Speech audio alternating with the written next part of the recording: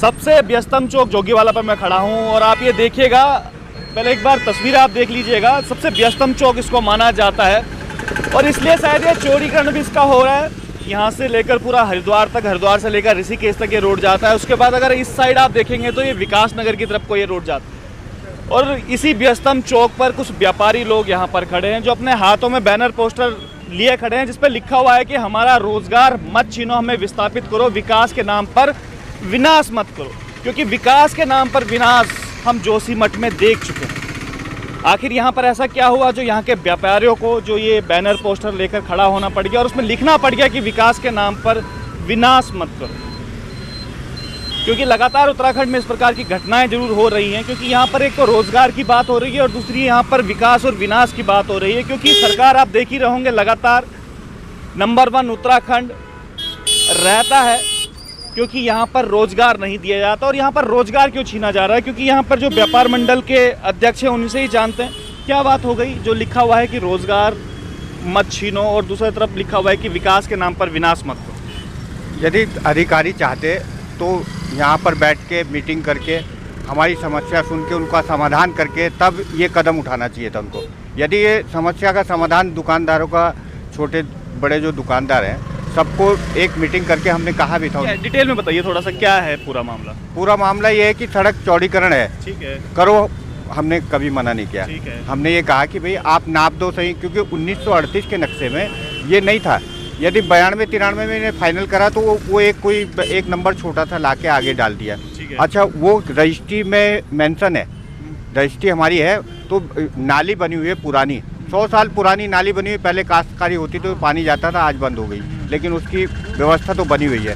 अब उसके बाद वो आज तक जब हाई कोर्ट का डंडा था तब भी नहीं टूटा ये। उस टाइम उन्होंने 38 के नक्शे में लिया, हमारे को नहीं छेड़ा यहाँ पर कि भाई आप नहीं आते हो, बाकी तोड़ दिया। लेकिन आज की तारीख में अब ये 6 महीने से लगे हैं कि ऐसा करो, वैसा करो, वैसा करो, अतिक्रमण में हो 4 मीटर हो, हमारी 16 मीटर है। हम कह रहे सब आपकी है, लेकिन व्यवस्था, चाहे दुकानदारों की ज़मीन नहीं है, लेकिन व्यवस्था करना तो सरकार का काम है ना। आप रोजगार तो दे नहीं सकते, लेकिन छीना क्यों जा रहा है? आप व्यवस्था करो। आप और जगह भी तो, तिवारी सरकार थी, उन्होंने इतनी बढ़िया व्यवस्था करी, उसको फॉलो नहीं करते ये लोग, ना हम लोगों से मीटिंग करते। अरे कम से कम उनकी बात सुनो ना तसल्ली से। आपकी रजिस्ट्री वगैरह की ज़मीन नहीं है? रजिस्ट्री है मेरे पास, दिखाऊं मैं आपको, अभी दिखा सकता हूँ, मेरे पास है।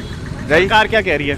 सरकार के नुमाइंदे जो आते हैं हर 3 महीने 4 महीने में वो बदल जाते हैं, जैसे भी आते हैं, लेकिन वो भी डिसीजन नहीं ले पाते। वो कहते हैं हम कर सकते हैं, लेकिन कैसे करें? 2-3 महीने में वो चेंज हो जाएंगे, उसके बाद फिर व्यवस्था खंडित हो जाएगी। लेकिन करना चाहिए ना, सरकार की जिम्मेदारी है। मुख्यमंत्री यहीं से जाते हैं, राज्यपाल यहीं से जाते हैं, मंत्री सारे, VIP रोड है, और इस रोड के ऊपर जो छोटे छोटे दुकानदार हो उनकी तरफ कोई नहीं देखता। देखना चाहिए। हमारा कहने का मतलब है कि आप जाते हो इसी सड़क से, ये सरकारें तो आती हैं चली जाती हैं, लेकिन व्यवस्था बनाना, जो बना जाएगा उसका झंडा लेके लोग खड़े रहते हैं, लेकिन कौन बनाएगा ये तो अब भगवान मालिक। कौन बनाएगा व्यवस्था, ये सबसे अहम सवाल है। एक भाई साहब और थे जिनके बारे में कह रहे थे। अंकल जी आप आ जाइए जरा। कितने लोग प्रभावित हो रहे हैं इससे? तकरीबन यहाँ पे 40 आदमी, 40 परिवार के आसपास हैं। हाँ जी, अच्छा। हाँ जी, 44 हाँ जी। और हमारा ये कहना है सरकार को कि एक आम आदमी जो बेचारा अपनी रोजी रोटी सुबह से लेकर शाम तक अपना काम कर रहा है, उसकी प्रदेश के लिए इससे अच्छी सोच क्या हो सकती है कि वो कह रहा है कि आप विकास करिए, आप यहाँ पर पुल बनाइए। इन्होंने कहा कि हम यहाँ पे एलिवेटेड पुल बना रहे हैं, जिसका हम स्वागत करते हैं, और हम चाहते यही हैं कि जब भी कभी इस तरह की कोई प्लानिंग हो तो उसमें एलिवेटेड पुल ही बने, क्योंकि जो पुल बंद बनते हैं उसमें पूरा नीचे का इलाका ख़त्म हो जाता है, जैसा हमारे यहाँ मोहकमपुर में और दूसरी तीसरी जगह पे हुआ है, तो वहाँ पे व्यापार बिल्कुल नष्ट हो जाता है। तो हमें इसमें सरकार की इस बात से हमने सरकार को सहयोग देने की कोशिश करी कि ठीक है, अगर आप एलिवेटेड पुल बनाते हैं तो यहाँ का हमारा रोज़गार फिर भी चलता रहेगा। लेकिन दूसरा मुद्दा ये है कि अगर आप अपना प्रोजेक्ट पूरा करना चाहते हैं, आप एक छोटा आदमी, हमारे जैसा मिडिल क्लास आदमी, बहुत छोटा आदमी जो आज ये चाहता है कि प्रदेश का विकास हो, यहाँ पे पुल बने, यहाँ पे अच्छी सड़कें बने, अच्छे लाइटें लगें, तो सरकार को भी ये देखना है कि यहाँ पे जो नागरिक रह रहा है, जो लोग पुश्तैनी ज़मीनों पर अपने रह रहे हैं, यहाँ पे ऐसे ऐसे परिवार हैं जिनकी दूसरी और तीसरी पीढ़ी यहाँ रह रही है। आज अगर उन लोगों को आप उजाड़ रहे हैं तो कम से कम उनके आप जो उनका कारोबार है उसके लिए आप कुछ ज़रूर सोचें, क्योंकि ऐसा न सोचने से सरकार के लिए गलत मैसेज जाएगा, सरकार की अपनी छाया गलत होगी, आने वाले समय पे सरकार को उसकी परेशानियां झेलनी पड़ेंगी। तो हम ये चाहते हैं, बार बार चाहते हैं कि आप विकास करिए, आज करिए, लेकिन जो हमारे व्यापारी भाई यहाँ पर इसमें जिनको परेशानी हो रही है, जिनकी दुकानें टूट रही हैं, उनके लिए कुछ जगह का इंतजाम कीजिए। नए रेट के हिसाब से जो उनका NH के हिसाब से जो उनके प्रावधान हैं, कुछ मुआवजे के, वो सब चीज़ें करिए। और वही एक उत्तम तरीका है प्रदेश को विकास करने के लिए।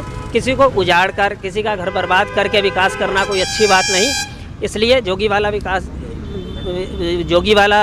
अध्यक्ष अपने महासचिव होने के नाते मैं यही कहूँगा सरकार को कि हमारा आपसे नम्र निवेदन है, हाथ जोड़ कर के निवेदन है कि आप अपने प्रोजेक्ट को करिए, लेकिन जो हमारे दुकानदार भाई या छोटे बड़े दुकानदार जिनका घर जा रहा है या मकान जा रहा है, उसके लिए कुछ व्यवस्था, उसके लिए कुछ व्यवस्था अवश्य कीजिए। लेकिन जनप्रतिनिधियों की इन्होंने बात करी और सीधा सरकार पे भी टारगेट किया कि सरकार को इसके बारे में सोचना चाहिए, क्योंकि यहाँ से इनकी आजीविका चलती है। सरकार का कोई नुमाइंदा नज़र नहीं आ रहा है भाई साहब, आप कोई ना, यहाँ पे मैं देख रहा हूँ कोई विधायक नहीं। आप लोग गए हैं विधायक के पास या किसी अपने मंत्री के पास? त्रिवेंद्र रावत जी भी गए थे हम, तो उन्होंने कहा अपने विधायक से बात करो।